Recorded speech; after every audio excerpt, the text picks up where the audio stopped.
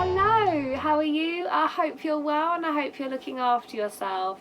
Thank you so much for all of your comments about tips for how to kindly trap the moths so I could have a look at moths. If you didn't see last week's vlog, then you can have a look at my attempts last week to try to catch some really spectacular moths. Well, ever since then, the rain has come down, the wind's been awful, and I haven't been able to get outside in the evening and try the moth experiment. But I am going to do that. I'm going to hang the sheet up higher and I'm going to shine the light from behind the sheet as you have recommended, and let's hopefully next week we can try to catch the moths.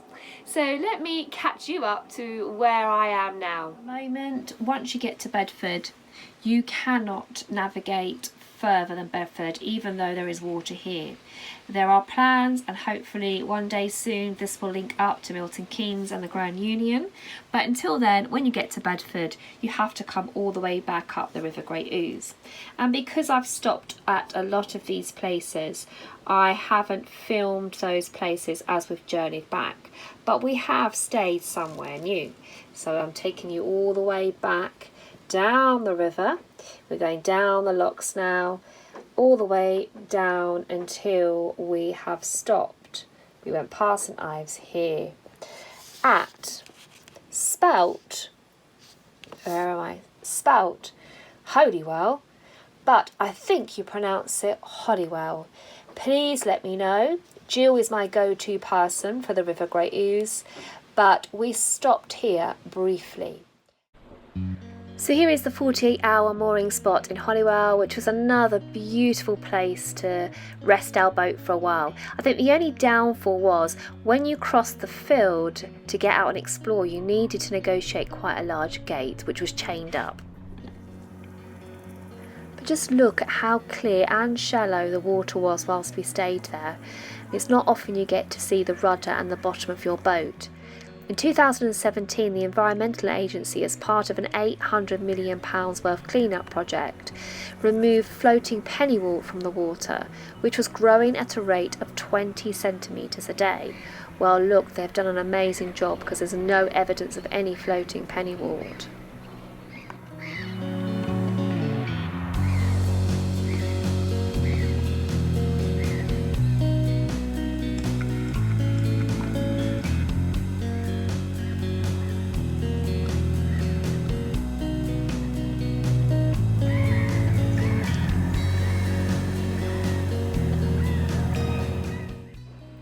And then noticing my fender and some of the green life growing out of it gave me an idea. Okay, so I have had an idea.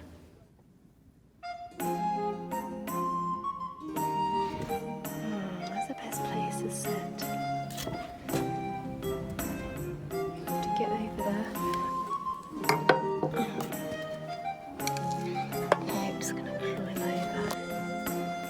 Boat. On the end. Here I am, precariously balanced on the end.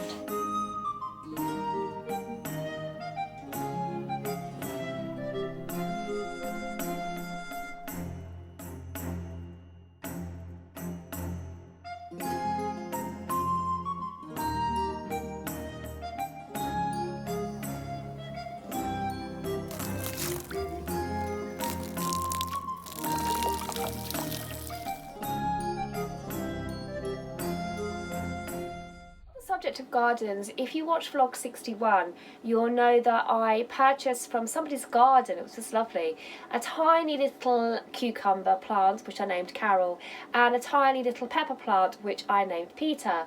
Well, exciting news, because this week I noticed that Carol Cucumber has grown a cucumber, and Peter Pepper has the beginnings of what is going to look like a pepper. So I'm really excited by that. And also I'm trying to grow my own onions, and it's given me an idea that this year I'm really going to try to, now that I'm vegan, I'm really going to try to grow as many vegetables as I can on the bow deck of my narrowboat, and wish me luck with that. I'll let you know how that goes. So then it was time to leave Holywell.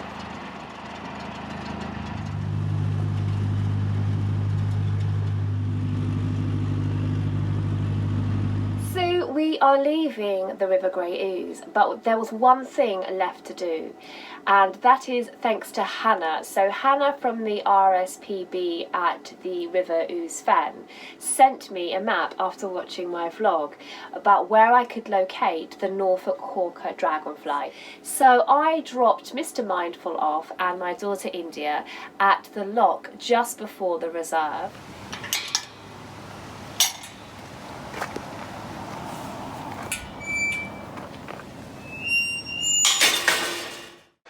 Then almost immediately on the path in front of me,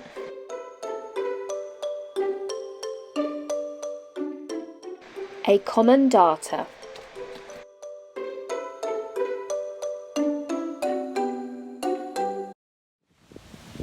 The Norfolk Hawker dragonfly is a large brown dragonfly with green eyes and a yellow isosceles triangle on its abdomen.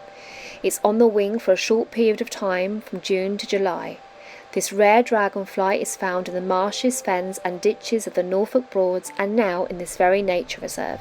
It needs unspoilt grazing marsh with non-saline water to survive. And would I be able to find it?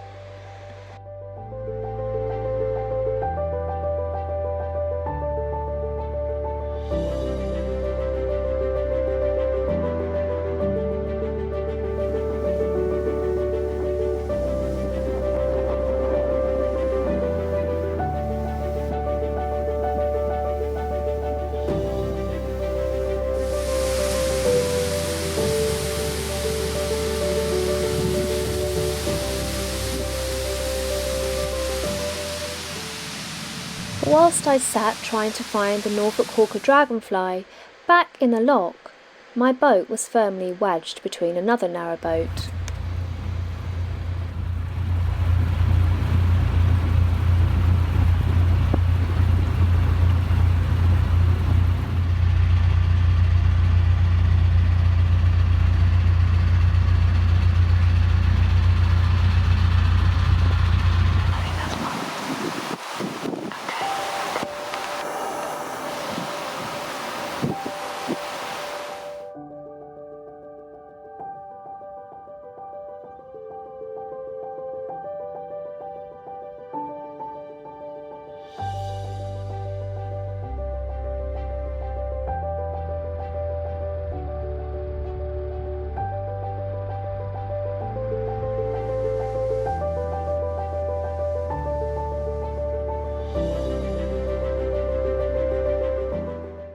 And then in the grass,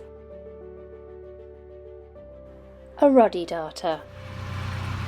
So they refilled the lock, and then once the lock was refilled, the boat still couldn't get out. So eventually, with lots of pushing and people on ropes, Narrowboat Alice Grace managed to reverse itself back out the lock and then back in again.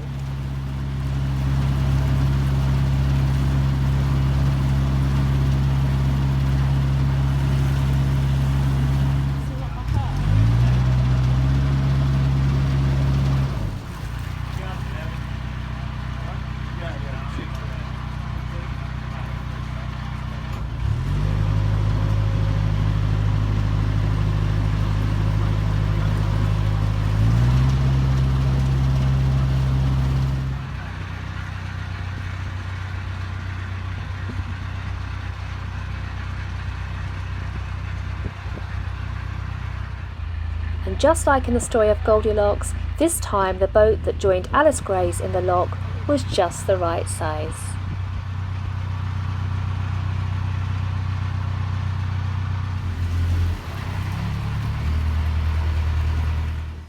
And it was time for me to head back and join them.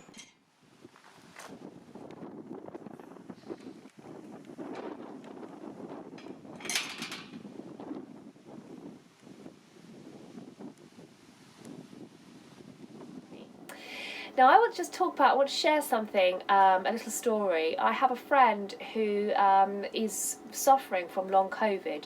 She's been really, really ill, and she is using art as a means of therapy to recover.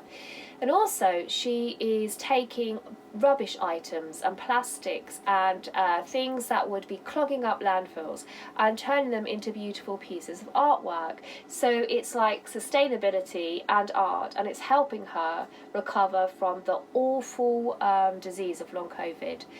And so I bought a piece of her artwork, and I'm going to put a link up to her site on my description, because they're just absolutely beautiful, the pieces of art that she's got. And of course, in my vlogs, we always see lots of herons, so I had to choose something with a heron on it. And she has recycled an old vintage table mat, and on it she has placed and painted a heron. And it's really clever actually, because there's herons in the background. Just have a look at that. I mean, that is just one example. She's done another placemat, ironically, this week with a dragonfly on it. Not the Norfolk Corker, but I think I'll be buying that one as well. So have a look at her site, and you don't have to buy anything, but I just wanted to share that. And thank you so much, Ruth, because it's really, really beautiful, and get well soon. And now it's time to sit back, relax, and enjoy a mindful cruise.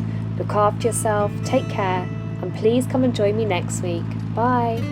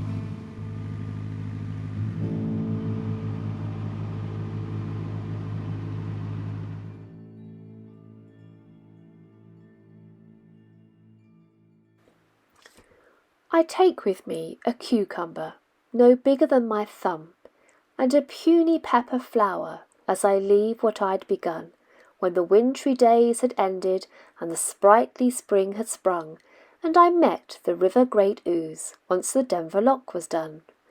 But more than veg in plant pots are the memories that fill my head and nature journal, from Marsh Harrier to Sill. Stories of the fenny past, its battles with the land, hugged by blanket skies so vast, where reed-bed armies stand. So when I've eaten cucumber and pepper from my plate, I won't forget this river, for this river ooze was great. So the vlog is finished, it's all edited, and then this brown hawker dragonfly, it's not the Norfolk Corker, but it's the only other brown dragonfly in the UK, has flown into my boat. I'm now going to try and get it out safely. Okay, dragonfly, I'm going to get you out. You are absolutely beautiful.